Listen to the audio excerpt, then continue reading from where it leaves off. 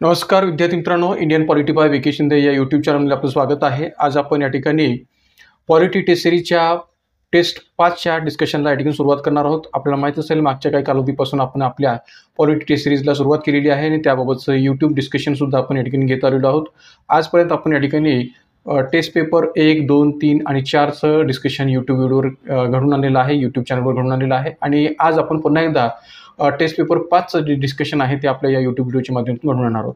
तर मित्रांनो, मी पुन्हा एकदा आपल्याला विनंती करतो की या ठिकाणी आपल्या या टेस्ट सिरीजला अधिकाधिक विद्यार्थ्यांपर्यंत पोहोचवा, किंबहुना अधिकाधिक विद्यार्थ्यांना अशा प्रकारच्या ह्या टेस्ट सिरीजचा व्हिडिओ जो आहे तो शेअर करा की जेणेकरून आपल्याला याचा फायदा आगामी राज्यसेवा पूर्व परीक्षा आणि आगामी संयुक्त गट व गट क पूर्व परीक्षा या अनुषंगाने होऊ शकेल आणि टेस्ट सिरीज अधिकाधिक विद्यार्थ्यांनी, गरजू विद्यार्थ्यांनी सोडवण्याचा प्रयत्न करा. तर मित्रांनो, आज या ठिकाणी पुन्हा एकदा आपण या टेस्ट सिरीजच्या अंतर्गत असणारा जो टेस्ट पेपर 5 आपण या ठिकाणी आपल्या टेलिग्राम चॅनलवर अपलोड केला होता, तर त्या दृष्टिकोनातून जे काही डिस्कशन आहे ते डिस्कशन या ठिकाणी पाहणार आहोत.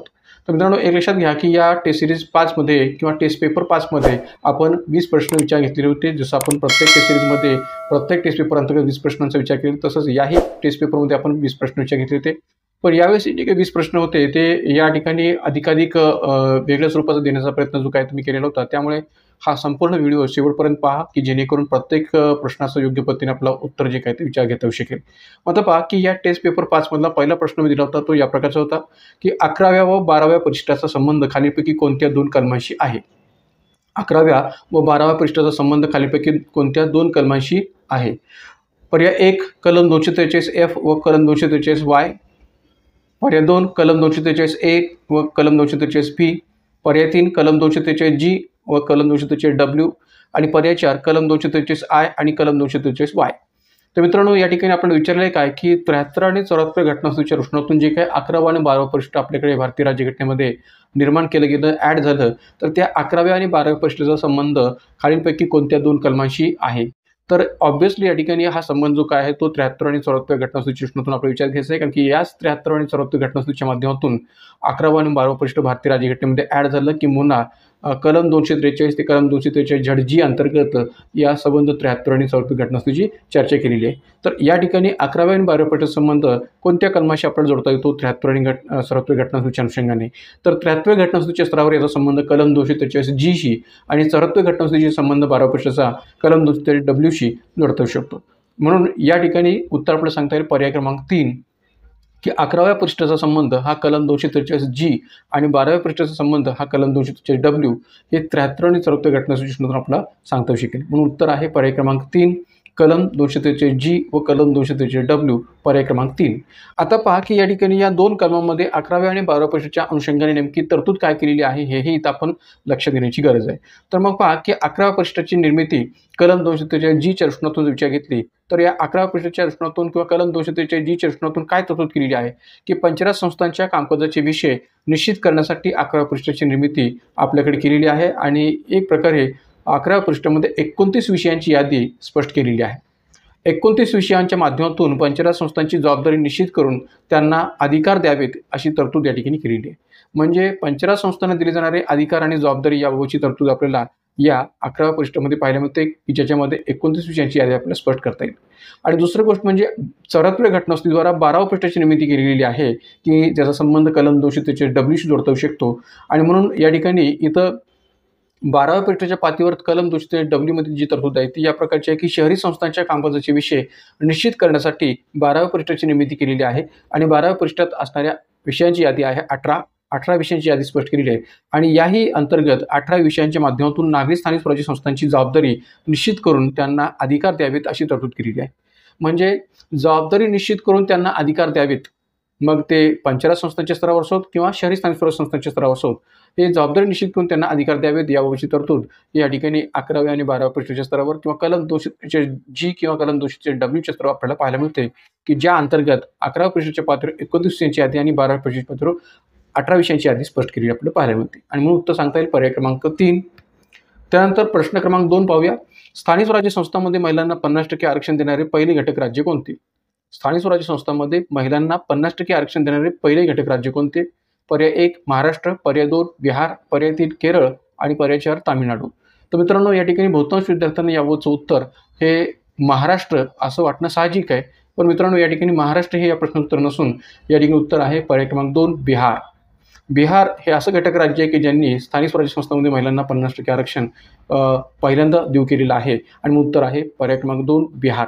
कशा अर्थाने तर पहा की भारतामध्ये 73 आणि 74 घटनादुरुस्तीच्या माध्यमातून स्थानिक स्वराज्य संस्थांमध्ये 1/3 जागांचं आरक्षण किंवा 1/3 जागा महिलांसाठी राखीव करण्याची ठेवण्याची तरतूद जी काही ती केली गेलेली आहे.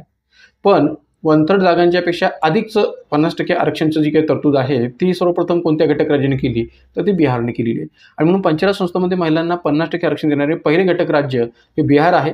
2006 मध्ये बिहारचे तत्कालीन मुख्यमंत्री आणि एक प्रकारे आताही त्याचे बिहारचे मुख्यमंत्री म्हणून त्यांचा उल्लेख केला जातो ते नितीश कुमार यांनी हे आरक्षण बहाल केले होते.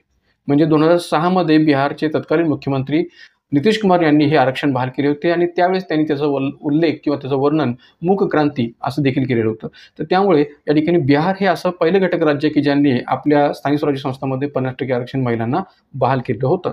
राहिला प्रश्न महाराष्ट्राचा, तर 24 मार्च 2011च्या शासन निर्णयानुसार महाराष्ट्रात महिलांना स्थानिक स्वराज्य संस्थांमध्ये 50% आरक्षण बहाल केले गेलेलं आहे.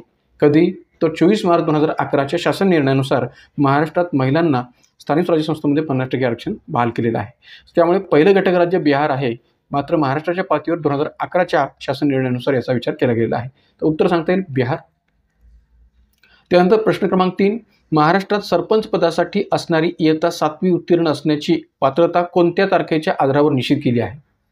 पहा की महाराष्ट्रात सरपंच पदासाठी असणारी इयत्ता 7वी उत्तीर्ण असण्याची पात्रता कोणत्या तारखेच्या आधारावर निश्चित केली आहे? पर्याय 1 जानेवारी 1995 रोजी किंवा त्यानंतर जन्मलेली व्यक्ती. पर्याय 2 1 मे 1995 रोजी किंवा त्यानंतर जन्मलेली व्यक्ती. पर्याय 3 1 जानेवारी 1993 रोजी किंवा त्यानंतर जन्मलेली व्यक्ती. पर्याय 4 यापैकी नाही.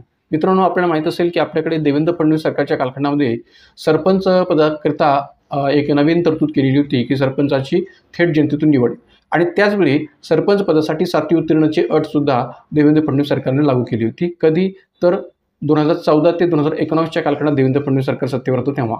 तर त्यामुळे या ठिकाणी या 7वी उत्तीर्ण अट याबाबतचा निकष कोणता आहे, कोणत्या तारखेच्या दृष्टिकोनातून याचा विचार केला गेला होता असा प्रश्न हा विचारलेला आहे. तर उत्तर आहे पर्याय क्रमांक 1 जानेवारी 1995 रोजी किंवा त्यानंतर जन्मलेली व्यक्ती. पर्याय क्रमांक 1 जानेवारी 1995 रोजी किंवा त्यानंतर जन्मलेली व्यक्ती या तारखेच्या आधारावर ही 7वी उत्तीर्णाची अट जी काय आहे ती किंवा पात्रता जी काय आहे ती निश्चित केलेली आहे असं म्हणायला जागा होते. म्हणून उत्तर आहे पर्याय 1. कशा अर्थाने पहा की 19 जुलै 2017च्या महाराष्ट्र शासनाच्या आदेशाद्वारे ग्रामपंचायतीच्या सरपंचाची प्रत्यक्ष जनतेतून निवडीची घोषणा देवेंद्र फडणवीस सरकारने तत्कालीन कालखंडात केली होती. या घोषणेनुसार जनतेतून थेट सरपंचाच्या निवडीसाठी सरपंचाला 7वी उत्तीर्ण असण्याची शैक्षणिक अर्हता किंवा पात्रता निश्चित केली आहे. या पात्रतेचे स्वरूप कसं आहे तर ते या प्रकारचं आहे. 1 जानेवारी 1995 रोजी किंवा त्यानंतर जन्मलेल्या व्यक्तीस सरपंच व्हायचे असल्यास 7वी उत्तीर्ण असणे गरजेचे आहे. म्हणजे काय की 1 जानेवारी 1995 रोजी किंवा त्यानंतर जन्मलेल्या व्यक्तीस, म्हणजे त्या तारखेला जन्मलेली व्यक्ती किंवा त्यानंतर जन्मलेल्या व्यक्तीस सरपंच व्हायचे असल्यास 7वी उत्तीर्ण असणे गरजेचे आहे असं पात्रतेमध्ये स्पष्ट केलेलं आहे. आणि दुसरी गोष्ट काय तर मात्र ज्या व्यक्तीचा जन्म 1 जानेवारी 1995 पूर्वी झालेला आहे, ज्यांचा जन्म या तारखेपूर्वी म्हणजे 1 जानेवारी 1995 पूर्वी झालेला आहे, अशा व्यक्तींना सरपंच पदासाठीची निवडणूक लढवण्यासाठीची शैक्षणिक अट लागू नाही. ज्यांचा जन्म हा 1 जानेवारी 1995 पूर्वी झालेला आहे त्यांना मात्र 7वी उत्तीर्णाची अट जी काय आहे किंवा शैक्षणिक पदासंबंधीची ही जी काही अट आहे ती लागू नाही आहे.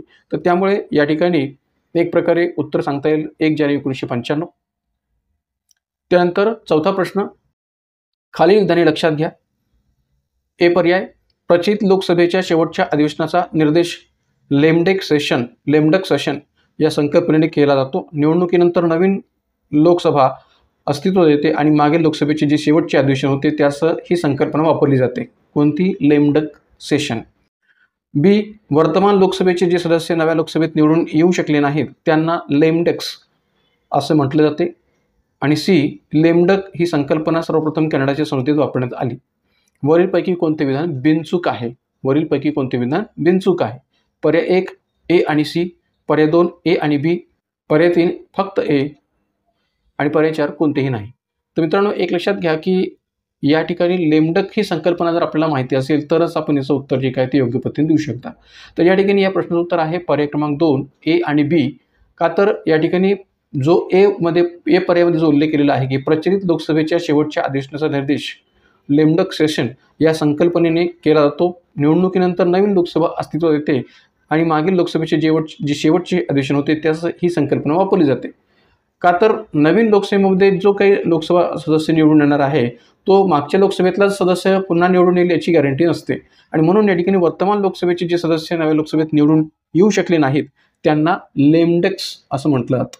म्हणजे प्रत्येक वेळेस मागच्या लोकसभेमधला जो सदस्य आहे तो नवीन लोकसभेमध्ये निवडून येईलच असं नाही आहे आणि जो निवडून येऊ शकत नाही त्यांना लेमडेक्स असं म्हटलं जातं आणि म्हणून त्यांच्या दृष्टीने चालणारं शेवटचं जे अधिवेशन असतं लोकसभेतलं ते लेमडेक्स सेशन या अर्थाने ओळखलं जातं आणि म्हणून ए आणि बी हे दोन पर्याय या ठिकाणी बरोबर आहेत. म्हणून उत्तर सांगता येईल पर्याय 2 ए आणि बी. आता राहिला प्रश्न या ठिकाणी सी पर्यायाचा की लेमडक ही संकल्पना सर्वप्रथम कॅनडाच्या संसदेत वापरण्यात आली. तर सी पर्याय चुकीचा आहेच कारण की लेमडक ही संकल्पना सर्वप्रथम किंवा पहिल्यांदा या ठिकाणी विचार घेतली गेलेली आहे, उदयास आलेली आहे ती अमेरिकेमध्ये. कॅनडाच्या पातळीवर त्याचा संदर्भ आपल्याला सांगता येत नाही आणि म्हणून पहिल्यांदा ती उदयास आली, सर्वप्रथम ती उदयास आली ती अमेरिकेमध्ये आणि म्हणून सी पर्याय जो काही तो चुकीचा आहे. मात्र ए आणि बी हे दोन पर्याय मात्र बिनचूक आहेत. म्हणून उत्तर आहे पर्याय क्रमांक 2. मग आता पहा की लेमडक ही संकल्पना नेमकी कशी आहे किंवा नेमका संबंध याचा कसा जोडता येऊ शकतो. तर लेमडक याचा मराठी अर्थ होतो लंगडे बदक. लेमडक याचा मराठी अर्थ काय होतो लंगडे बदक. 18व्या शतकात अपयशी व्यापारी आणि तोट्यात चालणाऱ्या व्यावसायिकांसाठी हा शब्द सर्वप्रथम वापरला गेला होता. म्हणजे या शब्दाची उत्पत्ती या ठिकाणी कशा पद्धतीने झाली तर 18व्या शतकात अपयशी व्यापारी आणि तोट्यात चालणाऱ्या व्यावसायिकांसाठी हा शब्द सर्वप्रथम वापरला गेला होता. 19व्या शतकात अमेरिकेच्या राजकीय व्यवस्थेमध्ये लेमडक या शब्दाला एक विशिष्ट अर्थ प्राप्त झाला. हा शब्द त्या अधिकाऱ्यांसाठी वापरला गेला जो आपल्या नवीन कार्यकालासाठी नियुक्त होऊ शकत नाहीत व आपल्या जुन्या कार्यकालाचे उरलेले दिवस पूर्ण करीत आहेत. आता मी जो पुढे उल्लेख केलेला आहे पहा की स्पॉइल सिस्टीम किंवा लूट किंवा खराब प्रणाली असा उल्लेख केलेला आहे. तर मित्रांनो एक लक्षात घ्या की अमेरिकेमध्ये एखादा राष्ट्राध्यक्ष जेव्हा निवडून यायचा तेव्हा तो आपल्या समर्थकांना सरकारी सेवेमध्ये नागरी सेवेमध्ये स्थान द्यायचा. जेव्हा हा राष्ट्राध्यक्ष निवडून यायचा तो आपल्या समर्थकांना नागरी सेवेमध्ये स्थान द्यायचा, सरकारी सेवेमध्ये नोकरी द्यायचा आणि जेव्हा त्याचा कार्यकाल संपायचा तेव्हा त्यांच्या या समर्थकांना जे काही आपली नागरी सेवा आहे किंवा सरकारी सेवा आहे ती पुढे कंटिन्यू करता येईलच असं नव्हतं. का? कारण की एक लक्षात घ्या की नंतरच्या राष्ट्राध्यक्षपदाच्या निवडणुकीमध्ये जो काही अगोदरचा राष्ट्राध्यक्ष आहे तो निवडून येईलच याची गॅरंटी नसायची. किंबहुना या ठिकाणी जर का तो निवडून आला तरी अमेरिकेतील नियमानुसार या ठिकाणी एखादा व्यक्ती दोनदाच राष्ट्राध्यक्ष होऊ शकतो आणि म्हणून या ठिकाणी मी खाली पण उल्लेख केलेला आहे पहा की अमेरिकेचा राष्ट्रपती जेव्हा दुसऱ्या वेळी निवडून येतो आणि तो राष्ट्रपती त्याच्या दुसऱ्या कार्यकालातील शेवटचे 2 वर्ष पूर्ण करत असतो तेव्हा त्याच्या बाबतीत सुद्धा लेमडक या शब्दाचा वापर केला जातो कारण त्या राष्ट्रपतीचा कार्यकाल कायमस्वरूपी संपणार असतो कारण की तो पुन्हा निवडून येणार नसतो किंवा पुन्हा निवडून येण्याचा त्याला अधिकार नसतो किंवा त्याला चान्स नसतो. तर त्यामुळे या ठिकाणी त्याच्या शेवटच्या कार्यकालाला या ठिकाणी लेमडक या दृष्टिकोनातून संबोधलं जातं का तर पुन्हा निवडून येणार नाही या कारणास्तव. आता राहिला प्रश्न स्पॉइल सिस्टीम. तर लूट प्रणाली किंवा खराब प्रणाली म्हणजे नेमकं काय.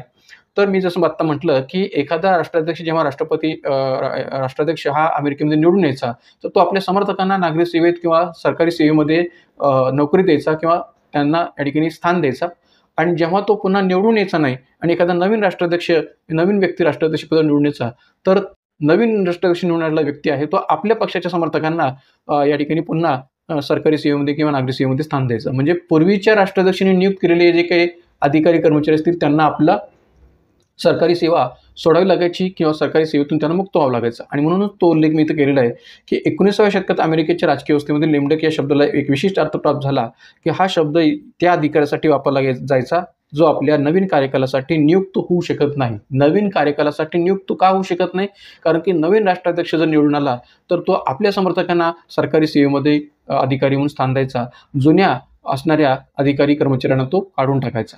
तर त्यामुळे जुन्या कार्यकालाचे उरलेले जे दिवस आहेत ते पूर्ण करत असताना त्यांना लेमडक या अर्थाने संबोधलं जायचं कारण की तो कार्यकाल त्यांचा संपलेला असायचा किंवा संपत आलेला असायचा या अर्थाने. तर या अर्थाने या ठिकाणी उत्तर सांगता येईल पर्याय क्रमांक 2. त्यानंतर प्रश्न क्रमांक 5. कोणत्या घटक राज्यांना 73व्या घटनासंहितेतील तरतुदीपासून सूट देण्यात आली आहे. कोणत्या घटक राज्यांना 73व्या घटनासंहितेतील तरतुदींपासून सूट देण्यात आली आहे. पर्याय 1 मिझोराम, पर्याय 2 बी मेघालय, क नागालँड, ड अरुणाचल प्रदेश. पर्याय उत्तरे पर्याय 1 अ, ब आणि क. पर्याय 2 ब, क आणि ड, पर्याय 3 अ, क आणि ड, पर्याय 4 अ, ब आणि ड. तर मित्रांनो, हा प्रश्न बहुतांश वेळा आयोगाकडून विचारला गेलेला आहे. तर त्यामुळे 73व्या घटनास्थळातील तरतुदींपासून सूट देण्यात आलेली घटक राज्य कोणती हे आपल्याला चांगल्या पद्धतीने माहिती असलं पाहिजे. एक लक्षात घ्या की भारतीय राज्यघटनेतली 73 आणि 74व्या घटनेचा आपण विचार करतो तेव्हा साधारणपणे ही घटना असते अनुसूचित क्षेत्रांना आणि जनजातीय क्षेत्रांना लागू नाहीये आणि म्हणून अनुसूचित क्षेत्र आणि जनजातीय क्षेत्राच्या दृष्टीकोनातून जी घटक राज्य येतात त्यांच्या दृष्टीकोनातून याचा संदर्भ आपल्याला विचार घेण्याची गरज आहे. तर त्यामुळे या ठिकाणी उत्तर सांगता येईल पर्याय क्रमांक 1 अ, ब आणि क. मिझोराम, मेघालय, नागालँड या घटक राज्यांना 73 घटनास्थळ दुरुस्तींपासून किंवा तरतुदींपासून सूट देण्यात आलेली आहे आणि म्हणून उत्तर सांगता येईल पर्याय क्रमांक 1 अ, ब आणि क. कशा पद्धतीने पहा की कलम 243 एम मध्ये जी तरतूद केलेली आहे 73व्या घटनेनुसार कलम 243 एम मध्ये जी तरतूद केलेली आहे त्या दृष्टीकोनातून या क्षेत्रांना ही घटनास्थळी लागू नाहीये. कोणत्या? तर 73 घटनास्थळी घटनेच्या कलम 244 1 नुसार असणाऱ्या अनुसूचित क्षेत्रांना आणि कलम 244 2 नुसार असणाऱ्या जनजातीय क्षेत्रांना लागू होणार नाही. जसं की मागाशी मी म्हटलं की अनुसूचित क्षेत्र आणि जनजातीय क्षेत्रांना ती लागू नाहीये. नागालँड, मेघालय, मिझोराम ही राज्ये आणि मणिपूर राज्यातील पहाडी क्षेत्र व पश्चिम बंगाल राज्यातील दार्जिलिंग जिल्ह्याच्या पहाडी क्षेत्रांना ही घटनास्थळी लागू होणार नाहीये असं कलम 243 एम मध्ये तरतूद केलेली आहे. तर कलम 243 एम मधल्या या तरतुदीनुसार मेघालय, नागालँड, मिझोराम आणि मणिपूर राज्यातील पहाडी क्षेत्र आणि पश्चिम बंगाल राज्यातील दार्जिलिंग जिल्ह्याच्या पहाडी क्षेत्रांना ही घटनास्थळी लागू नाहीये. किंबहुना कलम 244 1 नुसार असणाऱ्या अनुसूचित क्षेत्रांना किंवा 244 2 नुसार असणाऱ्या जनजातीय क्षेत्रांना ही घटनास्थळी लागू नाहीये असं म्हणायला जागा होते. जाऊया पुढे प्रश्न क्रमांक 6 कडे. 3 ते 6 लाख लोकसंख्येच्या मनपासाठी किमान व कमाल सभासद संख्या किती असते? 3 ते 6 लाख लोकसंख्येच्या महानगरपालिकेसाठी किमान व कमाल सभासद संख्या किती असते? पर्याय 1 किमान 65 कमाल 84, पर्याय 2 किमान 85 कमाल 115, पर्याय 3 किमान 38 कमाल 65, पर्याय 4 यापैकी नाही. मित्रांनो, अशाही प्रकारचे प्रश्न आयोगाने खूप वेळा विचारलेले आहेत. मग ते महानगरपालिकेच्या दृष्टीकोनातून असोत, नगर परिषदेच्या दृष्टीकोनातून असोत, प्रश्नांचं स्वरूप हे या प्रकारचंच राहिलेलं आहे. तर या ठिकाणी उत्तर सांगता येईल आपल्याला पर्याय क्रमांक 1 किमान 65 कमाल 84 की 3 ते 6 लाख लोकसंख्येच्या मनपासाठी किमान 65 आणि कमाल 84 ही सभासद संख्या असते हे आपल्याला सांगता येईल. म्हणून उत्तर आहे पर्याय क्रमांक 1. मग पहा की मनपामध्ये जे निर्वाचित सभासद असतात तर त्या निर्वाचित सभासदांच्या स्तरावर कमीत कमी 65 तर अधिकाधिक 222 निर्वाचित सभासद असतात. म्हणजे मनपाच्या स्तरावर मनपामध्ये कमीत कमी 65 तर अधिकाधिक 222 निर्वाचित सभासद असतात. मनपा क्षेत्रातील एकूण लोकसंख्येच्या आधारे एकूण सभासद संख्या निश्चित करण्याचा अधिकार राज्य निर्वाचन आयोगाला असतो. निर्वाचित सभासदांचं जे वर्गीकरण आहे ते लोकसंख्येच्या आधारे या पद्धतीने आपल्याला स्पष्ट करता येईल की ज्यामध्ये 3 ते 6 लाख लोकसंख्येच्या मनपासाठी किमान 65 व कमाल 84 सभासद असतात. 3 लाखानंतरच्या प्रत्येकी 15,000 लोकसंख्येसाठी एक सभासद वाढविला जातो. म्हणजे 3 लाखानंतर जर का 15,000 लोकसंख्या वाढली तर त्यासाठी एक सभासद वाढवला जातो. 6 ते 12 लाख लोकसंख्येच्या मनपासाठी किमान 85 व कमाल 115 सभासद असतात. 6 लाखानंतरच्या प्रत्येकी 20,000 लोकसंख्येसाठी पुन्हा एक सभासद वाढवला जातो. 12 ते 24 लाख लोकसंख्येच्या मनपासाठी किमान 115 व कमाल 145 सभासद असतात.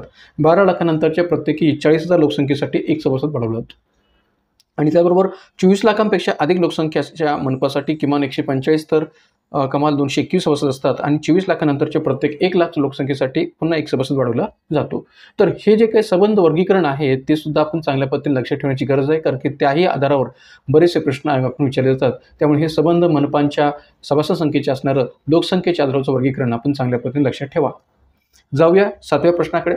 भारतीय संघराज्य व्यवस्थेला वाटाघाटीचे संघराज्य असे कोणी संबोधले आहे?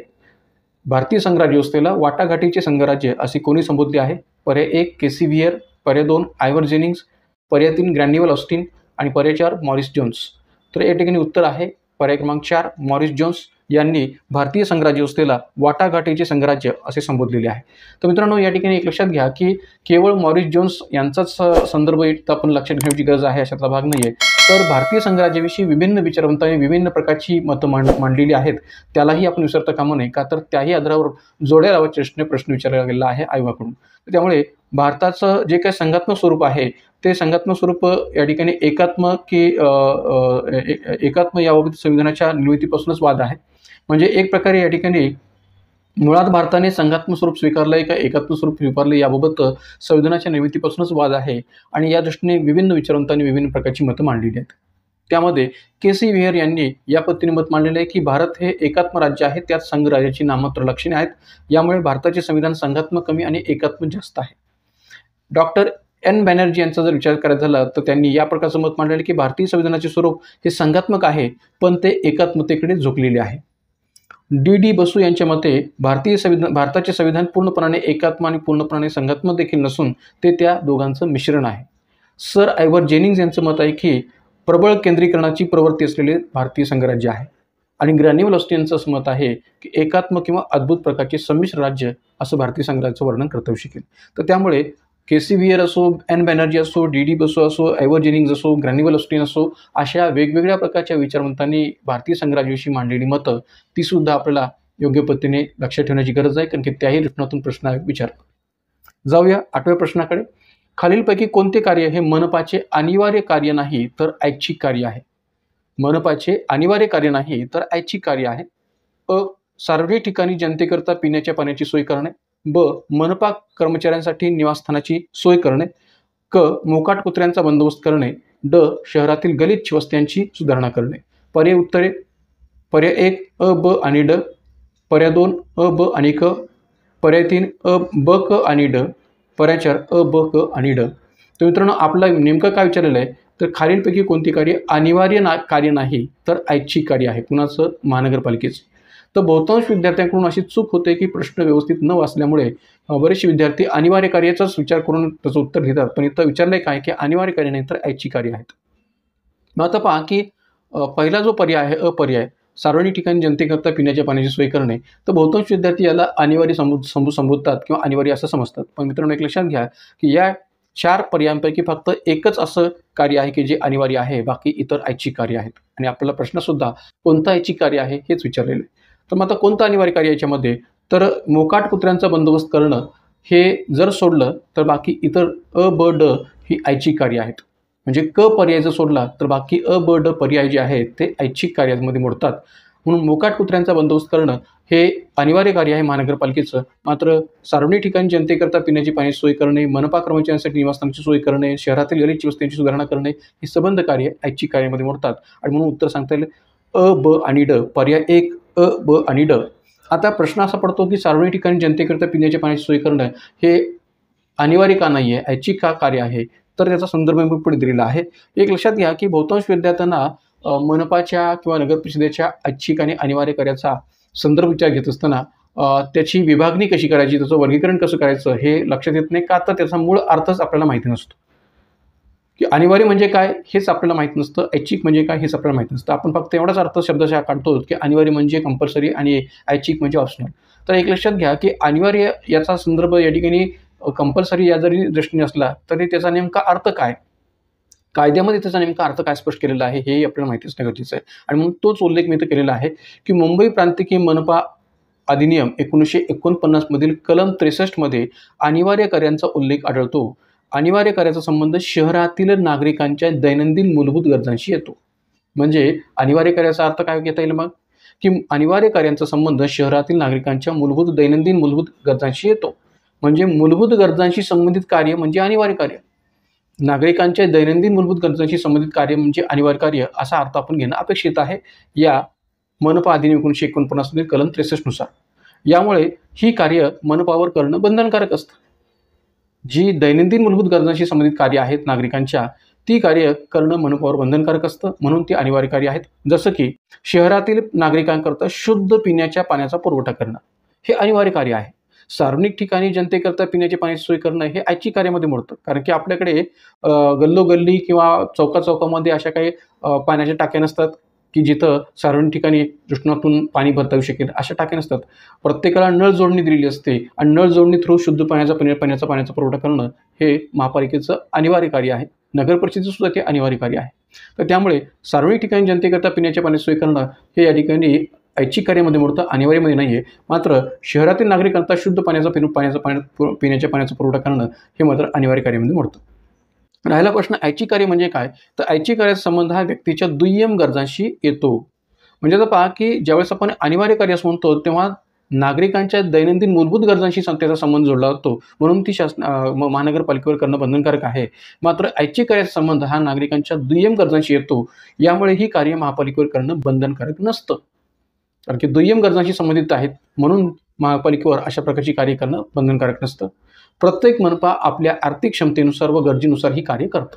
म्हणजे ऐच्छिक कार्यांचा विचार मनपा हे आपल्या आर्थिक क्षमतेनुसार आणि गरजेनुसार ही कार्य करतं. मुंबई प्रांतिक महानगरपालिका अधिनियम 1949च्या कलम 66 मध्ये ही ऐच्छिक कार्य स्पष्ट केलेली आहेत. कलम 66 मध्ये मनपा अधिनियम 1949च्या कलम 66 मध्ये. तर मित्रांनो, या ठिकाणी कधीही अनिवार्य आणि ऐच्छिक कार्यासंबंधीचा हा प्रश्न असा विचारला गेला तर पहिल्यांदा आपण हे लक्षात घ्या की अनिवार्य कार्य म्हणजे काय, त्या कॅटेगरीमध्ये ते कार्य येतं का, आणि ऐच्छिक कार्य म्हणजे काय, त्या कॅटेगरीमध्ये हे कार्य बसतं का, असा विचार करूनच त्याचं उत्तर लिहिण्याचा विचार करावा. तर या ठिकाणी उत्तर आहे पर्याय क्रमांक 1. जाऊया पुढे प्रश्न क्रमांक 9 कडे. एखादा नगरसेवक स्वतःच्या वैद्यकीय उपचारासाठी परदेशी गेल्या कारणास्तव मनपाच्या सभेत सलग 6 महिने हजर राहू शकला नाही तर मुंबई प्रांतिक महानगरपालिका अधिनियम 1949 अंतर्गत 1. मनपाने सुट्टी मंजूर केली असली तरी त्या नगरसेवकाचे पद रद्द होईल.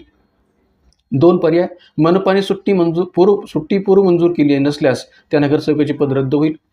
पर्याय 3. मनपाने सुट्टी मंजूर करेपर्यंत त्या नगरसेवकाचे पद रद्द होईल. पर्याय 4. नगरसेवक कोणत्याही शिक्षेस प्राप्त नाही. कोणत्याही शिक्षेस प्राप्त नाही असं टायपिंग मिस्टेक झालेली, कोणत्याही शिक्षेस पात्र नाही असा इथं असणं संदर्भ असणं गरजेचं आहे. त्याचा एक लक्षात घ्या की या ठिकाणी बहुतांश विद्यार्थ्यांनी याचं उत्तर जे काय ते पर्याय क्रमांक 2 असं जर दिलेलं असेल तर ते चुकीचं आहे. कारण की या ठिकाणी उत्तर येतं पर्याय क्रमांक 1. मनपाने सुट्टी मंजूर केली असली तरी त्या नगरसेवकाचे पद रद्द होईल. कारण की प्रश्न विचारला आपल्याला मुंबई प्रांतिक मनपा अधिनियम 1949च्या आधारावर की एखादा नगरसेवक स्वतःच्या वैद्यकीय उपचारासाठी परदेशी गेल्या कारणास्तव मनपाच्या सभेस सलग 6 महिने हजर राहू शकला नाही तर त्याचं पद रद्द होतं का, तर निश्चितपणे रद्द होतं. भलेही मनपाने सुट्टी मंजूर केली असली तरी त्या नगरसेवकाचे पद रद्द होईल आणि तो अपात्र ठरतो.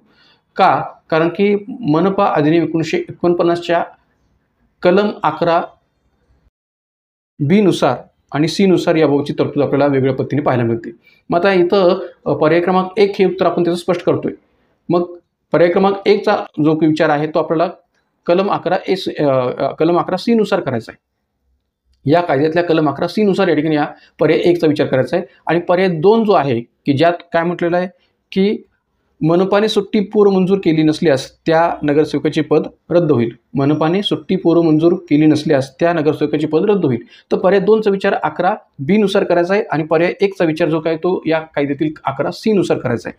मग आता पहा की या कायद्यातील कलम 11C नुसारची तरतूद नेमकी काय आहे आणि या कायद्यातील कलम 11B नुसारची नेमकी तरतूद काय आहे आणि त्याचा पर्याय 1 आणि पर्याय 2शी नेमका संबंध कसा जोडता येऊ शकतो. तर पाहू शकता आपण की एखादा नगरसेवक मनपाने सुट्टी मंजूर केलेली असो अदरवाईज नसो, मनपाने सुट्टी मंजूर केलेली असो वा नसो, कोणत्याही कारणास्तव, मग कोणत्याही कारणास्तव या अंतर्गत या ठिकाणी या कायद्यामध्ये कशाचा उल्लेख केलेला आहे तर वैद्यकीय कारण, वैयक्तिक कारण व इतर कोणतेही कारण, अशा कोणत्याही कारणास्तव मनपाच्या सभेत सलग 6 महिने हजर राहू शकला नाही तर मुंबई प्रांतिक महानगरपालिका अधिनियम 1949च्या कलम 11C नुसार त्या नगरसेवकाचे पद रद्द होईल, म्हणजेच तो नगरसेवक अपात्र ठरतो. कोणत्या कलमानुसार तर कलम 11C नुसार त्या नगरसेवकाचे पद रद्द होईल आणि तो नगरसेवक अपात्र ठरतो. का तर तो वैद्यकीय कारणाच्या दृष्टीतून किंवा वैयक्तिक कारणाच्या दृष्टीतून की इतर कोणत्याही कारणाच्या दृष्टीतून मनपाच्या सभेत सलग 6 महिने हजर राहू शकलेला नाही या दृष्टीने. मग भलेही मनपाने सुट्टी मंजूर केलेली असो अथवा नसो. तर याचा संबंध पर्याय क्रमांक 1शी जोडता येऊ शकेल की जो आपल्या प्रश्नाचं उत्तर आहे. आता पर्याय 2 मध्ये जो उल्लेख केलेला आहे तो उल्लेख काय केला होता आपण पाहू शकता की आपण पर्याय 2 मध्ये उल्लेख काय केला होता की मनपाने सुट्टी पूर्व मंजूर केली नसल्यास असा उल्लेख केलेला आहे त्या नगरसेवकाचे पद रद्द होईल. मग आता पहा की 11B नुसार जी तरतूद आहे तीही आपण योग्य पद्धतीने पहा की एखादा नगरसेवक मनपाने सुट्टी मंजूर केली नसेल किंवा नसल्यास, मग कारण काय की तात्पुरते आजारपण किंवा मनपाने मंजूर केलेले अन्य कारण, तात्पुरते आजारपण हे कारण असेल किंवा मनपाने मंजूर केलेले अन्य कारण असेल तर मनपाच्या सभेत सलग 3 महिने हजर राहू शकला नाही. प्रश्नात आपल्याला सलग 6 महिने असा उल्लेख केलेला आहे, पण 11B नुसार तरतूद काय तर सलग 3 महिने हजर राहू शकला नाही तर मुंबई प्रांतिक महानगरपालिका अधिनियम 1949च्या कलम 11B नुसार त्या नगरसेवकाचे पद रद्द होईल, म्हणजेच तो नगरसेवक अपात्र ठरतो. मग आता इथं या ठिकाणी फरक काय सांगता येतो 11B आणि 11C मध्ये, तर पर्याय क्रमांक 1 याचं उत्तर याकरता आहे का तर कलम 11C नुसार 6 महिने सलग 6 महिने जर तो हजर राहू शकला नाही सभेस या अर्थाने उल्लेख केलेला आहे की जो प्रश्नात उल्लेख केलेला आहे. पण कलम 11B नुसार हाच उल्लेख सलग 3 महिने हजर राहू शकला नाही असं केलेलं आहे. मग प्रश्नात आपल्याला सलग 6 महिने असा उल्लेख केलेला असल्यामुळे ऑब्व्हियसली याचं उत्तर काय सांगता येईल? पर्याय क्रमांक 1 की भलेही या ठिकाणी त्या नगरसेवकाची सुट्टी मंजूर केली असली तरी त्या नगरसेवकाचे पद रद्द होईल. कारण की कलम 11(c) नुसार जो उल्लेख केलेला आहे तो काय केलेला आहे की मनपाने सुट्टी मंजूर केलेली असो अथवा नसो, जर का तो सभेत सलग 6 महिने हजर राहू शकला नाही तर त्याचं पद रद्द होईल किंवा तो अपात्र ठरतो. तर त्यामुळे उत्तर सांगता येईल पर्याय क्रमांक 1. त्यानंतर प्रश्न क्रमांक 10. प्रथम श्रेणी छावणी मंडळाची सभासद संख्या किती असते? प्रथम श्रेणी छावणी मंडळाची सभासद संख्या किती असते? पर्याय 1 14, पर्याय 2 15, पर्याय 3 13 आणि पर्याय 4 20. तर या ठिकाणी स्ट्रेटफॉरवर्ड प्रश्न विचारलेले छावणी मंडळाविषयीचा. तर प्रथम श्रेणी छावणी मंडळाची सभासद संख्या असते 15. पर्याय क्रमांक 2 हे उत्तर सांगता येईल 15. कशा अर्थाने? तर पहा की प्रथम श्रेणी छावणी मंडळात एकूण 15 सभासद असतात. यामध्ये 8 अनिर्वाचित तर 7 निर्वाचित सभासद असतात. छावणीचा प्रमुख अधिकारी हा छावणी मंडळाचा पदसिद्ध अध्यक्ष असतो. 7 निर्वाचित सभासद आपल्यातून एकाची उपाध्यक्षपदी निवड करतात. म्हणजे छावणीचा प्रमुख अधिकारी हा छावणी मंडळाचा अध्यक्ष असतो आणि 7 निर्वाचित सभासद जे निवडून येत असतात त्यातून एकाची उपाध्यक्षपदी निवड केली जाते. अनिर्वाचित सभासदांमध्ये जे 8 अनिर्वाचित सभासद असतात त्यामध्ये कोण कोण येतात? तर 1 आहे छावणीचा प्रमुख अधिकारी, 2 आहे जिल्हाधिकारी नियुक्त प्रथम श्रेणीचा दंडाधिकारी, 3 आहे छावणीचा आरोग्य अधिकारी, 4 आहे छावणीचा कार्यकारी अभियंता, 5 छावणीच्या प्रमुख अधिकाऱ्याद्वारे नामनिर्देशित 4 सैनिक अधिकारी. म्हणजे असे एकूण 8 अधिकारी जे येतात किंवा 8 अनिर्वाचित सभासद जे येतात ते या प्रकारचे आहेत की ज्यामध्ये प्रमुख अधिकारी, दंडाधिकारी, आरोग्य अधिकारी, कार्यकारी अभियंता आणि छावणीच्या प्रमुख अधिकाऱ्याद्वारे नामनिर्देशित 4 सैनिक अधिकारी. तर वरील 4 आणि छावणीच्या प्रमुख अधिकारी नामनिर्देशित 4 सैनिक अधिकारी असे एकूण 8 अनिर्वाचित सभासद हे छावणी मंडळामध्ये असतात. राहिला प्रश्न, छावणी मंडळाच्या मुख्य कार्यकारी अधिकाऱ्याची नेमणूक भारताच्या राष्ट्रपतीद्वारे केली जाते. हा मुख्य कार्यकारी अधिकारी हा काही सभासद आहे का? नाही आहे. तर तो प्रशासकीय अधिकारी आहे. CEOच्या बेसिसवर त्याचा विचार केला गेलेला आहे. छावणी मंडळाचा CEO म्हणून या ठिकाणी तो भूमिका पार पाडतोय. तर त्याची नेमणूक भारताच्या राष्ट्रपतीद्वारे केली जाते. मित्रांनो, याही बाबतीत आयोगाने प्रश्न विचारलेले त्यामुळे हेही माहिती असू द्या की छावणी मंडळाच्या CEOची किंवा मुख्य कार्यकारी अधिकाऱ्याची नेमणूक कोणाकडून केली जाते? तर ती भारताच्या राष्ट्रपतीद्वारे केली जाते. आणि या अनिर्वाचित सभासदांशिवाय छावणी मंडळ क्षेत्रातील प्रौढ नागरिकांकडून निवडून दिलेले 7 सभासद सुद्धा छावणी मंडळामध्ये असतात की जे निर्वाचित सभासद असतात. असे एकूण 15 सभासदांचा विचार आपल्याला प्रथम श्रेणी छावणी मंडळामध्ये करता येतो. तर या अर्थाने उत्तर आपल्याला सांगता येईल पर्याय क्रमांक 2.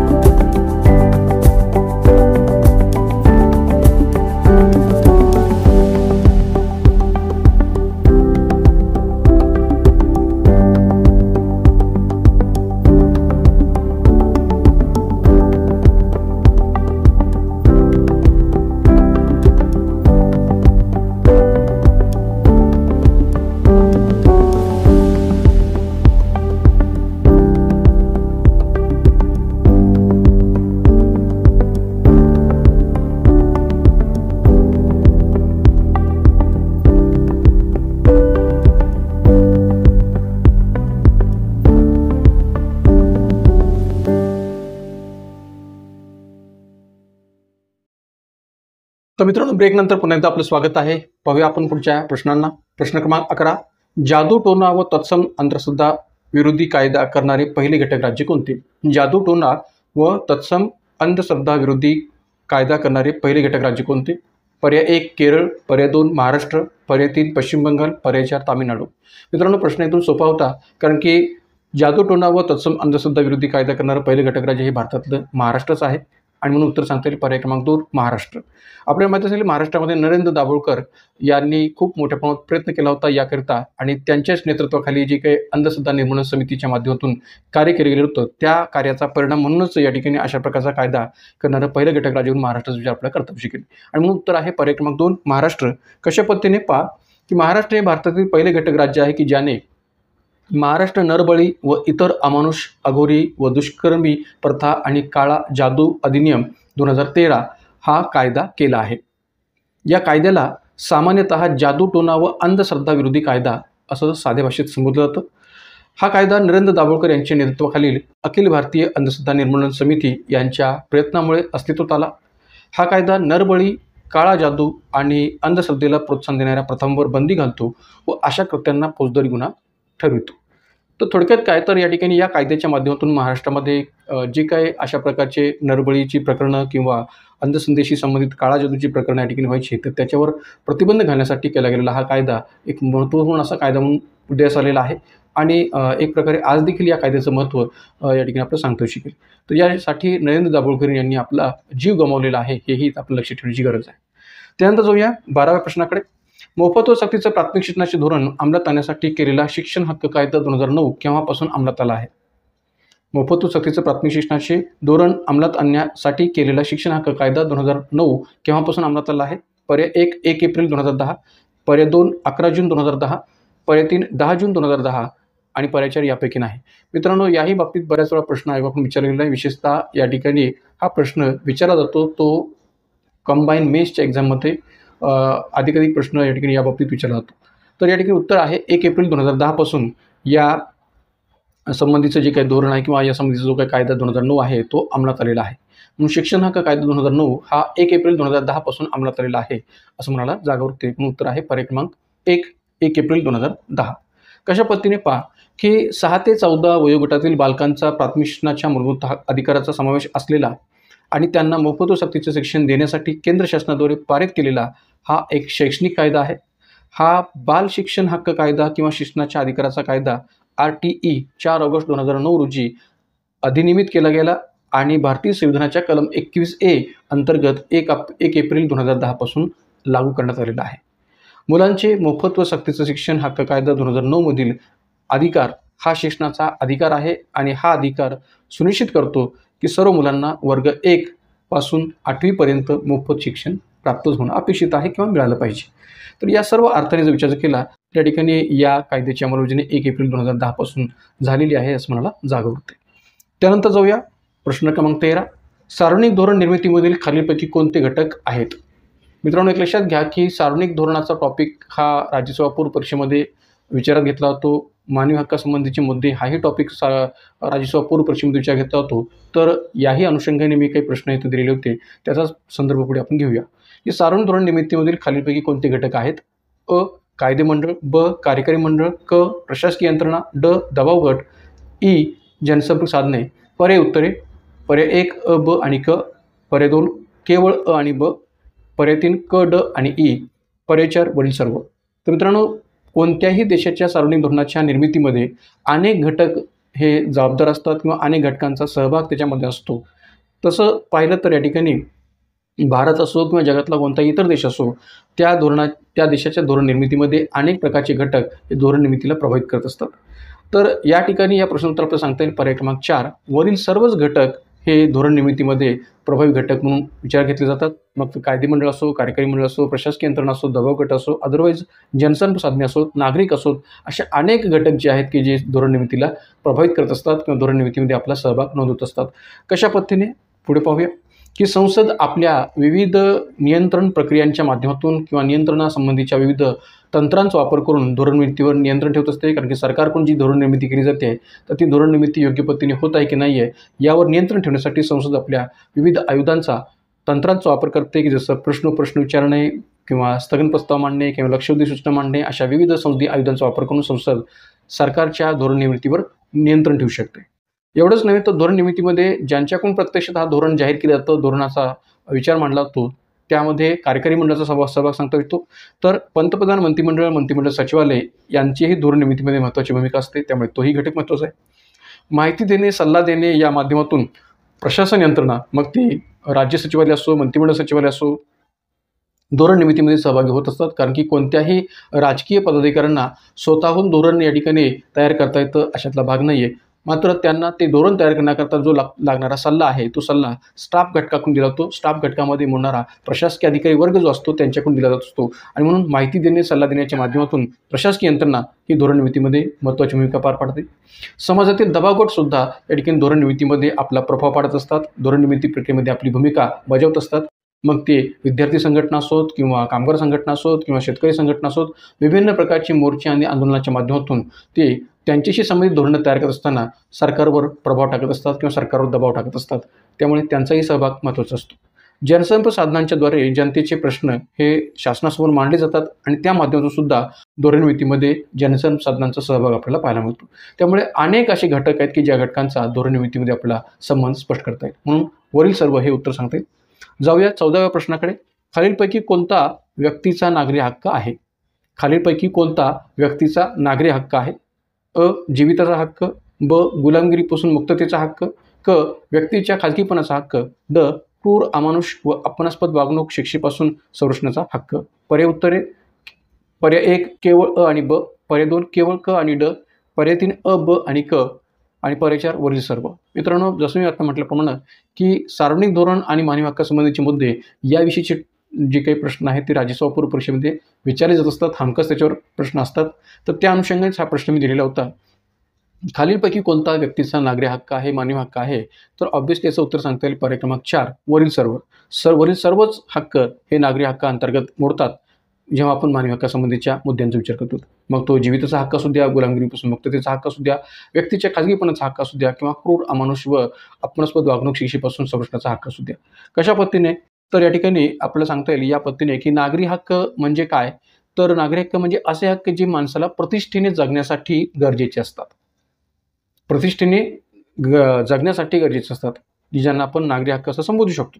की ज्या हक्कामध्ये जीविताचा हक्क आहे, गुलामगिरीपासून मुक्ततेचा हक्क आहे, व्यक्तीच्या खाजगीपणाचा हक्क सांगता येतो, संपत्तीवर मालकी हक्क असण्याचा हक्क सांगता येऊ शकतो, क्रूर, अमानुष व अपमानास्पद वागणूक व शिक्षेपासून संरक्षणाचा हक्क सुद्धा याच्यामध्ये समाविष्ट होतो. कारण की या सगळ्यामध्ये कुठेतरी व्यक्तीच्या प्रतिष्ठेचा संबंध जो काय तो जोडला गेलेला आहे. मग गुलामगिरीच्या स्तरावर व्यक्तीच्या प्रतिष्ठेचा संबंध सुद्धा सांगता येतो, किंवा अमानुष व अपमानास्पद वागणुकीचे पासून संरक्षणाचा हक्क याहीमध्ये व्यक्तीच्या प्रतिष्ठेचा संबंध जोडता येतो. त्यामुळे हे संबंध नागरी हक्कामध्ये मोडतात. राहिला प्रश्न नागरी हक्क आणि राजकीय हक्क यांचा. तर नागरी हक्क आणि राजकीय हक्क यांचे स्वरूप भिन्न असले तरी ते एकमेकांशी जोडलेले आहेत. ते एकमेकांपासून वेगळे करता येत नाहीत. राजकीय हक्कांचा जर वापर करायचा असेल तर राजकीय हक्कांचा वापर करता येण्यासाठी काही नागरी हक्क असणं गरजेचे असतं. जसं की नागरी हक्क व राजकीय हक्कांचा आंतरराष्ट्रीय करारनामा 16 डिसेंबर 1966 रोजी संयुक्त महाराष्ट्राच्या आमसभेने स्वीकारला. म्हणजे नागरी हक्कावर आधारित राजकीय हक्क आहेत असं म्हटलं तरी चालेल. कारण की जर एखाद्या व्यक्तीकडे नागरिकत्वाचा हक्क असेल तरच तो या ठिकाणी मतदानाच्या हक्काचा वापर राजकीय पातळीवर करू शकतो. आणि म्हणून त्याच्याकडे जर नागरी हक्क असेल तरच तो राजकीय हक्काचा विचार जो काय तो त्या देश पातळीवर करू शकतो. आणि म्हणून या ठिकाणी नागरी हक्क आणि राजकीय हक्क हे परस्परांपासून वेगळे करता येत नाहीत. त्यांचा एकमेकांशी खूप जवळचा संबंध आहे असं म्हणायला जागा होते. तर त्यामुळे नागरी हक्क व राजकीय हक्कांचा आंतरराष्ट्रीय करारनामा 16 डिसेंबर 1966 रोजी संयुक्त महाराष्ट्राच्या आमसभेने स्वीकारला होता. हे देखील आपण लक्षात ठेवावं. याही दृष्टीने प्रश्न विचारले जातात. त्यानंतर प्रश्न क्रमांक 15. नागरी हक्क संरक्षण कायदा 1955चा संबंध भारतीय राज्यघटनेतील कोणत्या कलमाशी आहे? नागरी हक्क संरक्षण कायदा 1955चा संबंध भारतीय राज्यघटनेतील कोणत्या कलमाशी आहे? पर्याय 1 कलम 17, पर्याय 2 कलम 18, पर्याय 3 कलम 21 आणि पर्याय 4 कलम 23. तर मित्रांनो, एक लक्षात घ्या की या ठिकाणी ऑब्व्हियसली इथं नागरी हक्क संरक्षण कायदा 1955चा संदर्भ जो आहे तो पर्याय 1 शी जोडता येतो कलम 17 जिष्णातून. कारण की नागरी हक्कांच्या माध्यमातून सुद्धा मानवी हक्काचा प्रश्न उपस्थित होतो. अस्पृश्यतेचा संबंध सुद्धा मानवी हक्काशी जोडला गेलेला आहे, प्रतिष्ठेशी जोडला गेलेला आहे. आणि म्हणून या ठिकाणी उत्तर सांगता येईल पर्याय क्रमांक 1 कलम 17 या दृष्टिकोनातून जी काही तरतूद घटनेमध्ये केलेली आहे की अस्पृश्यता पाळणे हा फौजदारी गुन्हा, ही तरतूद जी आपल्याला घटनेमध्ये पाहायला मिळते. तर त्या घटनेतील तरतुदीचा विचार करता नागरी हक्क संरक्षण कायदा 1955 नुसार राज्यघटनेतील या कलम 17शी याचा संबंध आपल्याला जोडता येऊ शकतो. कशा पद्धतीने पुढे पाहूया की भारतीय संविधानाचे कलम 17 मध्ये तरतूद काय आहे की अस्पृश्यता नष्ट करण्यात आली आहे व तिचे कोणत्याही स्वरूपातील आचरण निषिद्ध करण्यात आलेला आहे. म्हणजे आज घडलेल्या भारताच्या अंतर्गत कोणत्याही प्रकारे अस्पृश्यतेशी संबंधित आचरण हे निषिद्ध करण्यात आलेलं आहे, कारण की अस्पृश्यता पूर्णतः नष्ट करण्यात आलेली आहे. अस्पृश्यतेतून उद्भवणारी निसमर्थता, कोणतीही निसमर्थता लादणे हा कायद्यानुसार शिक्षापात्र अपराध असेल. आता अस्पृश्यतेतून उद्भवणारी कोणतीही निसमर्थता म्हणजे काय, तर कोणतीही अपात्रता. कोणतीही अपात्रता म्हणजे कोणत्या अर्थाने, तर एखाद्या व्यक्तीला अस्पृश्यतेच्या कारणावरून जर मंदिरात जाण्यास अपात्र समजलं जात असेल, एखाद्या व्यक्तीला जर या ठिकाणी अस्पृश्यतेच्या कारणावरून सार्वजनिक ठिकाणी जेवण करण्यापासून, भोजन करण्यापासून अपात्र समजलं जात असेल, तर ह्या निसमर्थता लादणे याचा अर्थ कसा आहे, अपात्रता लादणे असा घ्यायचा आहे. तर कोणतीही व्यक्ती अस्पृश्यतेतून या ठिकाणी निसमर्थता त्याच्यावर लादली जात असेल तर तो कायद्यानुसार शिक्षापात्र अपराध असेल. कोणत्या कायद्यानुसार, तर नागरी हक्क संरक्षण कायदा 1955 नुसार हा शिक्षापात्र अपराध असेल. कशा पद्धतीने, तर नागरी हक्क संरक्षण कायदा 1955च्या कलम 5 नुसार अस्पृश्यतेच्या कारणावरून जर कोणीही व्यक्ती कलम 5 क नुसार सर्वसाधारण जनता किंवा जनतेच्या कोणत्याही वर्गाच्या फायद्याकरता स्थापन केलेले किंवा चालवण्यात येत असलेले रुग्णालय असेल, दवाखाना असेल, शैक्षणिक संस्था असेल किंवा वसतिगृह असेल, यामध्ये कोणत्याही व्यक्तीला प्रवेश नाकारत असेल किंवा कलम 5 ख नुसार वर नमूद संस्थेत प्रवेश दिल्यानंतर अशा व्यक्तीशी प्रतिकूल असा भेदभाव होईल, सापत्न भाव असे वागत असेल, तर मग या ठिकाणी हा शिक्षापात्र अपराध असेल. कारण की थोडक्यात काय, तर या नागरी हक्क संरक्षण 1955च्या कायद्यानुसार जर आपण विचार केला तर या कायद्याच्या कलम 5 क आणि कलम 5 ख नुसार थोडक्यात ही तरतूद केलेली आहे की कोणत्याही प्रकारच्या अशा संस्थेमध्ये, मग ते दवाखाना असो, रुग्णालय असो, शैक्षणिक संस्था असो, वसतिगृह असो किंवा कोणत्याही प्रकारचं सार्वजनिक ठिकाण असो की जिथं अशा प्रकारची अस्पृश्य व्यक्ती जर जात असेल तर तिला सापत्नक वागणूक, भेदभावपूर्ण वागणूक जर दिली जात असेल तर तो शिक्षापात्र अपराध असेल. कशा प्रकारचा शिक्षापात्र अपराध असेल, तर नागरी हक्क संरक्षण कायदा 1955 नुसार या ठिकाणी अस्पृश्यता पाळणाऱ्या आणि अस्पृश्यतेस प्रोत्साहन देणाऱ्या व्यक्तीला जर का तो तशा पद्धतीने आचरण करत असेल तर तो व्यक्ती 1 महिन्यापेक्षा कमी नाही आणि 6 महिन्यापेक्षा जास्त नाही अशा कैदेच्या शिक्षेस पात्र असेल आणि 100 रुपयांपेक्षा कमी नाही आणि 500 रुपयांपेक्षा जास्त नाही अशा दंडासुद्धा पात्र राहील, अशी शिक्षा व दंडाची तरतूद या कायद्यामध्ये केलेली आहे. म्हणून या ठिकाणी या दंड आणि शिक्षेविषयी सुद्धा आयोगाने मागं प्रश्न विचारलेले आहेत. त्यामुळे हेही चांगल्या पद्धतीने लक्षात ठेवा की एखादा व्यक्ती जर या ठिकाणी अस्पृश्यतेच्या दृष्टीतून आचरण करत असेल तर त्या व्यक्तीला 1 महिन्यापेक्षा कमी नाही आणि 6 महिन्यापेक्षा जास्त नाही अशा कायद्याच्या शिक्षेस पात्र तो राहतो आणि 100 रुपयापेक्षा कमी नाही आणि 500 रुपयांपेक्षा जास्त नाही अशा दंडास तो पात्र राहील. म्हणजे थोडक्यात काय, तर कमीत कमी 1 महिना आणि अधिकाधिक 6 महिन्यांची कैद आणि कमीत कमी 100 रुपये आणि अधिकाधिक 500 रुपयांचा दंड अशा शिक्षे व दंडास तो पात्र असतो. हेही आपण लक्षात ठेवण्याची गरज आहे. त्यानंतर जाऊया प्रश्न 16. मे 2015मध्ये मोदी सरकारने घेतलेल्या निर्णयानुसार घरातल्या व्यवसायात जेथे धोका नाही त्याचबरोबर मनोरंजन व क्रीडा क्षेत्र वगळता इतर सर्व क्षेत्रात बालमजुरी हा गुन्हा ठरवण्यात आला आहे.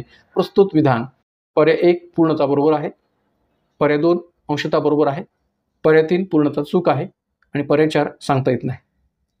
तर मित्रांनो, आपल्याकडे माहीत असेल की भारतीय राज्यघटनेच्या कलम 24 अंतर्गत याबाबतचा संदर्भ आपल्याला पाहायला मिळतो की 14 वर्षाखालील मुलामुलींना धोक्याच्या ठिकाणी किंवा खाण्याच्या ठिकाणी काम करण्यास बंदी. तर त्याचा विचार करता या ठिकाणी हा प्रश्न जो आहे तो आपल्याला विचारात घेतलेला आहे आणि याबाबतचा एक धोरणात्मक निर्णय जो आहे तो मे 2015मध्ये मोदी सरकारने घेतला होता. तर त्या निर्णयानुसार घरातल्या व्यवसायात जेथे धोका नाही त्याचबरोबर मनोरंजन व क्रीडा क्षेत्र वगळता इतर सर्व क्षेत्रात बालमजुरी हा गुन्हा ठरवण्यात आलेला आहे. हे प्रस्तुत विधान कसं आहे? पूर्णतः बरोबर, अंशतः बरोबर, पूर्णतः चूक की सांगता येत नाही? तर याचं उत्तर आहे अंशतः बरोबर आहे. पर्याय क्रमांक 2 अंशतः बरोबर आहे हे या प्रश्नाचं उत्तर आहे. कशा पद्धतीने पाहूया पुढे. मे 2015मध्ये मोदी सरकारने बालमजुरी प्रतिबंध व नियमन अधिनियम 1986 मध्ये मोदी सरकारने बालमजुरी प्रतिबंध व नियमन अधिनियम 1986 मध्ये सुधारणा केली आणि या सुधारणेनुसार 2016 मध्ये या सुधारणेला कायदेरूपात मंजूर केलं. ही सुधारणा 2016 मध्ये कायदेरूपात मंजूर झाल्या. या सुधारणानुसार 14 वर्षाखालील मुलांना कोणत्याही प्रकारच्या कामासाठी बंदी घालण्यात आली आहे. या सुधारणेनुसार 14 वर्षाखालील मुलांना कोणत्याही प्रकारच्या कामासाठी बंदी घालण्यात आली. पण कुटुंबाच्या व्यवसायात, घरातल्या व्यवसायात की जिथे धोका नाही आहे, कुटुंबाच्या व्यवसायात म्हणजेच मुलाच्या आईवडील आणि पालक यांच्यासोबत असलेला व्यवसाय तो धोका नसलेला असेल तर काही अटींवर परवानगी देण्यात आलेली आहे. म्हणजे जर का एखादा 14 वर्षाखालील मुलगा आपल्या आईवडिलांच्या समवेत, आपल्या आईवडिलांसोबत घरातल्या व्यवसायात जर या ठिकाणी काम करत असेल तर तो त्यांच्या आईवडिलांच्या देखरेखीखाली काम करतोय, जिथं धोका नाही आहे अशा ठिकाणी तो काम करतोय, तर तिथं काही अटींवर घरातल्या व्यावसायिकाला कामाची परवानगी देण्यात आलेली आहे. एवढंच नव्हे तर मनोरंजन व क्रीडा क्षेत्र हे वगळता, पण हे कशा पद्धतीने वगळता, तर काही प्रमाणात वगळण्यात आलेले आहेत.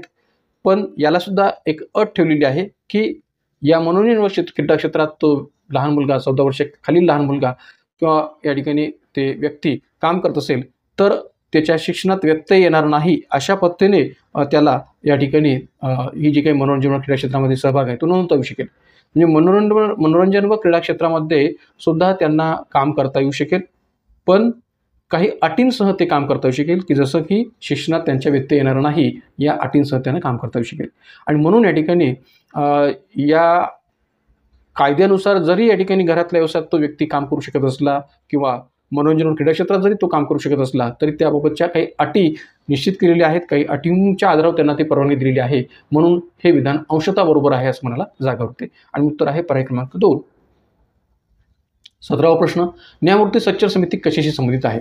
न्यायमूर्ती सच्चर समिती कशाशी संबंधित आहे? पर्याय 1 अनुसूचित जाती, पर्याय 2 अनुसूचित जमाती, पर्याय 3 मुस्लिम आणि पर्याय 4 इतर मागासवर्ग. तर ऑब्व्हियसली याचं उत्तर आहे पर्याय क्रमांक 3 मुस्लिम समाजाशी संबंधित न्यायमूर्ती सच्चर समिती ही स्थापन करण्यात आली होती. विशेषतः या ठिकाणी आपण जर विचार केला तर न्यायमूर्ती सच्चर समिती ही 2005 मध्ये तत्कालीन मनमोहन सिंग सरकारच्या कालखंडामध्ये स्थापन केलेली समिती होती. तर मुस्लिमांशी संबंधित ही समिती होती. कशा पद्धतीने पहा की न्यायमूर्ती सच्चर समिती ही भारत सरकारने 2005 मध्ये न्यायमूर्ती राजेंद्र सच्चर यांच्या अध्यक्षतेखाली नेमली होती. न्यायमूर्ती राजेंद्र सच्चर यांच्या अध्यक्षतेखाली ही समिती नेमली होती. या समितीच्या स्थापनेमागचा हेतू किंवा उद्दिष्ट काय होतं, तर भारतातील मुस्लिम समाजाची सामाजिक, आर्थिक, शैक्षणिक परिस्थितीचा अभ्यास करणं आणि मुस्लिमांची इतर समुदायांशी तुलनात्मक स्थिती स्पष्ट करणं. मग इतर समुदायाशी म्हणजे ऑब्व्हियसली या ठिकाणी इतर अल्पसंख्याक समुदाय असतील, अदरवाईज भारतामध्ये बसणारा बहुसंख्य समुदाय असेल, तर यांच्याशी तुलनात्मक स्थिती स्पष्ट करणं आणि त्यांच्या समावेशनासाठी धोरणात्मक शिफारशी करणं. म्हणजे हा देखील मुस्लिम समाज इतर समुदायाशी तुलना करता मागे राहू नये, त्यांच्या बरोबरीने त्याचीही प्रगती व्हावी सामाजिक, आर्थिक, शैक्षणिक स्तरावर, या दृष्टिकोनातून धोरणात्मक शिफारशी करण्याच्या पातळीवर या न्यायमूर्ती सच्चर समितीचा स्थापनेचा हेतू होता. या समितीने आपला अहवाल जो आहे तो 2006 मध्ये सादर केला आणि या अहवालात त्यांनी मुस्लिम समाजाची परिस्थिती अत्यंत चिंता वाढवणारी आहे असंही नमूद केलं होतं. का तर इतर समुदायाशी तुलना करता एकंदरीत या ठिकाणी मुस्लिम समाजाची जी सामाजिक, आर्थिक, शैक्षणिक परिस्थिती ती अत्यंत चिंता वाढवणारी होती असं त्यांनी आपल्या अहवालामध्ये नमूद केलं होतं. तर त्यामुळे न्यायमूर्ती सच्चर समितीचा संबंध हा मुस्लिम समुदायाशी जोडता येतो.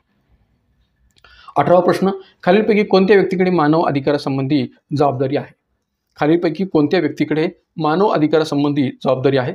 पर्याय 1 शेतकरी, पर्याय 2 कारागीर, पर्याय 3 शिक्षक आणि पर्याय 4 नागरिक. तर बहुतांश अर्थाने या ठिकाणी याचं उत्तर जे काही ते विद्यार्थ्यांनी नागरिक असं जर दिलेलं असेल तर हे उत्तर या ठिकाणी आयोगाच्या पातळीवर जर विचार केला तर चुकीचं आहे. मात्र या ठिकाणी आपण मानवी हक्कांच्या पातळीवर जर विचार केला तर या ठिकाणी ते बरोबर आहे असं वाटतं. पण खऱ्याने या ठिकाणी ज्यावेळेस हा प्रश्न आयोगाने विचारला होता तेव्हा या ठिकाणी याचं उत्तर आयोगाने शिक्षक असं दिलेलं होतं की शिक्षक हा मानवी अधिकारासंबंधी जबाबदारी पार पाडणारा व्यक्ती आहे. मग खालीलपैकी कोणत्या व्यक्तीकडे मानवाधिकारासंबंधी जबाबदारी आहे? तर शिक्षक, पर्याय क्रमांक 3 हे असं त्याचं उत्तर आयोगाने दिलेलं आहे. मात्र याचं उत्तर 3 किंवा 4 असं द्यायला जागा आहे असं मी माझं व्यक्तिगत मत मांडतोय.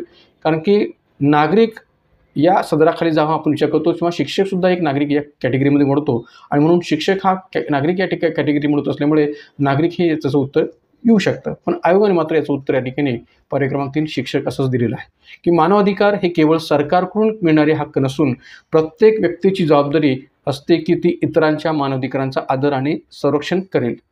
जेव्हा एखाद्या व्यक्तीकडून, नागरिकाकडून या ठिकाणी मानवाधिकारांसंबंधीची जबाबदारी पार पाडली जात असते तेव्हा तो आपल्या मानवी हक्कांच्या संरक्षणाचा विचार तर करतोच, पण त्याचबरोबर या ठिकाणी इतरांच्याही मानवाधिकारांचा आदर तो करत असतो किंवा त्यांनी केला पाहिजे. त्यामुळे प्रत्येक नागरिकाकडे मानवाधिकारांच्या रक्षणाची जबाबदारी आहे. प्रत्येक व्यक्तीकडे, प्रत्येक नागरिकाकडे मानवाधिकाराच्या रक्षणाची जबाबदारी आहे. समाजात शिक्षक हा जो काही घटक आहे तो एक विशेष भूमिका पार पाडतोय आणि त्यामुळे शिक्षकाची मानवाधिकारासंबंधीची विशेष जबाबदारी आहे आणि म्हणून या ठिकाणी शिक्षक हे त्याचं उत्तर आयोगाने दिलेलं असावं असं म्हणायला काही हरकत नाही. मात्र या ठिकाणी नागरिक या अर्थाने सुद्धा शिक्षक या घटकाचा विचार करता येऊ शकेल. त्यामुळे पर्याय 3 किंवा 4 दोन्हीपैकी त्याचं उत्तर हे वाटतं, पण आयोगाने मात्र या ठिकाणी त्याचं उत्तर हे पर्याय क्रमांक 3 शिक्षक असं दिलेलं आहे. त्यानंतर प्रश्न क्रमांक 19, घरगुती हिंसाचार प्रतिबंधक अधिनियम 2005च्या अंतर्गत महिलांना संरक्षण या कायद्याअंतर्गत खालीलपैकी कोणाला तक्रार करता येत नाही. घरगुती हिंसाचार प्रतिबंधक अधिनियम 2005च्या अंतर्गत महिलांना संरक्षण या कायद्याअंतर्गत खालीलपैकी कोणाला तक्रार करता येत नाही, म्हणजे डोमेस्टिक व्हायलन्स 2005. पर्याय 1 आई, पर्याय 2 लग्नाशिवाय बरोबर राहणारी स्त्री, पर्याय 3 दत्तक मुलगी आणि पर्याय 4 वरील सर्व तक्रार दाखल करू शकतात. तर मित्रांनो, हा प्रश्न जो आहे तो घरगुती हिंसाचार प्रतिबंधक अधिनियम 2005च्या प्रश्नात विचारलेला आहे. ऑब्व्हियसली मानवी हक्कांशी संबंधित घटकांच्या अंतर्गत याचाही विचार होऊ शकतो आणि म्हणून या कायद्याच्या दृष्टीने सुद्धा प्रश्न विचारायला आयोगाला वाव आहे. कारण की मानवी हक्कासंबंधीचे मुद्दे जेव्हा आपण हा टॉपिक अभ्यासतो राज्यसभा पूर्व परिषदेतून, तेव्हा मानवी हक्कासंबंधीचे असे अनेक कायदे जे आपल्याकडे केलेले आहेत त्या कायद्यांच्या आधारावर सुद्धा प्रश्न आयोगाला विचारायला वाव आहे. तर या ठिकाणी मग उत्तर काय येईल? तर उत्तर आहे पर्याय क्रमांक 4 वरील सर्व व्यक्ती तक्रार दाखल करू शकतात. मग आई असो, लग्नाशिवाय बरोबर राहणारी स्त्री असो, दत्तक मुलगी असो, फक्त या ठिकाणी एकच महत्त्वाची गोष्ट आहे की ती व्यक्ती महिला असणं अपेक्षित आहे, मग ती नात्याने कुणी असो. म्हणून वरील सर्व व्यक्ती तक्रार दाखल करू शकतात. पर्याय क्रमांक 4 हे या प्रश्न उत्तर आहे. कशा पद्धतीने पहा की केंद्र सरकारने 2005 साली कौटुंबिक हिंसाचारापासून स्त्रियांना संरक्षण देणारा कायदा केला. स्त्रियांना, मग तो स्त्री या नात्याने असणारा कोणताही घटक असो, आई असो, मुलगी असो, दत्तक मुलगी असो किंवा लग्नाशिवाय ठेवली जाणारी स्त्री असो, कोणती असो, तर स्त्रियांना संरक्षण देणारा हा कायदा केला. हा कायदा 26 ऑक्टोबर 2006 पासून अंमलात आला आहे. या कायद्याअंतर्गत एखादी महिला कौटुंबिक हिंसाचारापासून संरक्षण मागू शकते, तसेच नवऱ्याविरुद्ध व संबंधित पुरुषाविरुद्ध संरक्षण मागू शकते. या कायद्यानुसार एकाच घरात पत्नी अथवा अन्य नातेसंबंधाने एकत्र राहणाऱ्या महिला, पत्नी अथवा अन्य नातेसंबंधाने एकत्र राहणारी महिला, मग पत्नी असो, मुलगी असो, लग्नाशिवाय राहणारी स्त्री असो, कोणती असो, एकत्र राहणाऱ्या महिला, लग्न वा लिव्ह इन रिलेशनशिपमध्ये असणारी महिला, मग लिव्ह इन रिलेशनशिपमध्ये राहणारी महिला ही ऑब्व्हियसली या ठिकाणी एक प्रकारे लग्नाशिवाय राहणारी स्त्रीच या अर्थाने विचार घेता येऊ शकते. म्हणून लग्न वा लिव्ह इन रिलेशनशिपमध्ये राहणारी महिला एकाच घरातील बहीण, आई, बायको किंवा विधवा स्त्री असू शकते. म्हणून या कायद्यानुसार जी काही पीडित स्त्रीची व्याख्या आहे ती पीडित स्त्रीची व्याख्या विस्तृत केलेली आहे. हे आपल्याला या संबंध उदाहरणावरून लक्षात येईल. या कायद्याअंतर्गत पीडित महिलेबरोबर तिची 18 वर्षाखालील मुले व दत्तक घेतलेली मुले यांनाही संरक्षण मिळते. संबंधित महिलेची 18 वर्षाखालील मुले व दत्तक घेतलेली मुले यांनाही संरक्षण मिळते. त्यामुळे दत्तक मुलीचाही विचार त्याच्यामध्ये करता येऊ शकतो. आणि या कायद्यानुसार पुरुषांना मात्र महिलेविरुद्ध कौटुंबिक छळाची तक्रार करता येत नाही. या कायद्यानुसार पुरुषांना महिलेविरुद्ध कौटुंबिक छळाची तक्रार करता येत नाही, हेही इथं लक्षात ठेवण्याची गरज आहे. आणि आता पाहूया शेवटचा प्रश्न, 20वा प्रश्न. अनुसूचित जाती जमाती अत्याचार प्रतिबंध अधिनियम 1991 नुसार विशेष न्यायालय स्थापन करण्याचे उद्दिष्ट काय? अनुसूचित जाती अनुसूचित जमाती अत्याचार प्रतिबंध अधिनियम 1991 म्हणजेच ॲट्रॉसिटी नुसार विशेष न्यायालय स्थापन करण्याचे उद्दिष्ट काय? पर्याय 1 त्वरित तक्रारीचे निवारण, पर्याय 2 उपाययोजना, पर्याय 3 शीघ्र सुनावणी आणि पर्याय 4 नियमित सुनावणी. तर मित्रांनो, विशेष न्यायालयाच्या स्थापनेचं उद्दिष्ट काय असं विचारलेलं आहे ॲट्रॉसिटीच्या कायद्याच्या अंतर्गत. तर ऑब्व्हियसली एखाद्या दलित व्यक्तीवर जर अत्याचार झालेला असेल तर त्याबाबतची शीघ्र सुनावणी घेता यावी या हेतूनेच विशेष न्यायालयाच्या स्थापनेचं उद्दिष्ट विचार घेतलेलं आहे. आणि म्हणून या ठिकाणी उत्तर सांगता येईल पर्याय क्रमांक 3 शीघ्र सुनावणी. कशा पद्धतीने पाहत की विशेष न्यायालयाचे नेमण्याची तरतूद या ठिकाणी जी केलेली आहे ती या कायद्याच्या कलम 14 नुसार केलेली आहे की या कायद्याखालील घडलेल्या गुन्ह्यांचे त्वरित संप्रेक्षण जर विचार घ्यायचा असेल तर शीघ्र सुनावणी अपेक्षित आहे. आणि म्हणून उत्तर सांगता येईल पर्याय क्रमांक 3 शीघ्र सुनावणी. की गुन्ह्यांचे त्वरित संप्रेक्षण होण्यासाठी राज्य शासन उच्च न्यायालयाच्या मुख्य न्यायमूर्तीच्या सहमतीने शासकीय राजपत्रातील अधिसूचनेद्वारे प्रत्येक जिल्ह्यासाठी सत्र न्यायालय हे विशेष न्यायालय असल्याचे निर्दिष्ट करेल. म्हणजे तसा अधिकार या ठिकाणी उच्च न्यायालयाच्या मुख्य न्यायमूर्तीस आहे. किंबहुना या ठिकाणी राज्य शासन त्या दृष्टीने शासकीय राजपत्रातील सूचनेद्वारे प्रत्येक जिल्ह्यासाठी सत्र न्यायालय हे विशेष न्यायालय असल्याची निर्दिष्ट करू शकते कलम 14 नुसार. त्याचबरोबर कलम 15 नुसार या खाली प्रत्येक विशेष न्यायालयासाठी राज्य शासन शासकीय राजपत्रातील अधिसूचनेद्वारे त्या न्यायालयात प्रकरणे चालविण्यासाठी एखाद्या सरकारी अभियोक्त्यास म्हणजेच वकिलास ज्यास कमीत कमी 7 वर्ष इतका कालावधी अभियोक्ता म्हणून व्यवसाय करण्याचा अनुभव आहे त्या अभियोक्त्यास विशेष सरकारी अभियोक्ता म्हणून नियुक्त करेल. की जेणेकरून संबंधित दलित व्यक्तीला या ठिकाणी जो काही कायदेविषयक सल्ला आहे तो मोफत स्वरूपात प्राप्त व्हावा हा त्या पाठिंबाचा हेतू आहे. तर या सर्व अर्थाने या ठिकाणी उत्तर सांगता येईल पर्याय क्रमांक 3 शीघ्र सुनावणी. तर मित्रांनो, या पद्धतीने या ठिकाणी या टेस्ट पेपर 5च्या 20 प्रश्नांसंबंधीचं डिस्कशन आज आपण घडून आणलेलं आहे. आणि आगामी कालखंडसुद्धा आपण या ठिकाणी अशाच पद्धतीने या सर्व प्रकारच्या आपल्या टेस्ट सिरीजला पुढे कंटिन्यू करणार आहोत की जेणेकरून त्याचा फायदा आगामी राज्यसभा पूर्व परीक्षा आणि संयुक्त गट ब गट क पूर्व परीक्षा निष्णातून होऊ शकेल. तर मित्रांनो, आज या ठिकाणी या व्हिडिओमध्ये आपण थांबूयात. जाताना सर्वांना विनंती की आपण या व्हिडिओला सुद्धा या ठिकाणी अधिकाधिक विद्यार्थ्यांपर्यंत पोहोचवा, गरजू विद्यार्थ्यांपर्यंत हा व्हिडिओ शेअर करा आणि आपली जी काही टेस्ट सिरीज आहे ती सुद्धा अनेक विद्यार्थ्यांपर्यंत पोहोचवण्याचा प्रयत्न करा. तर आज या व्हिडिओमध्ये आपण थांबूयात. धन्यवाद.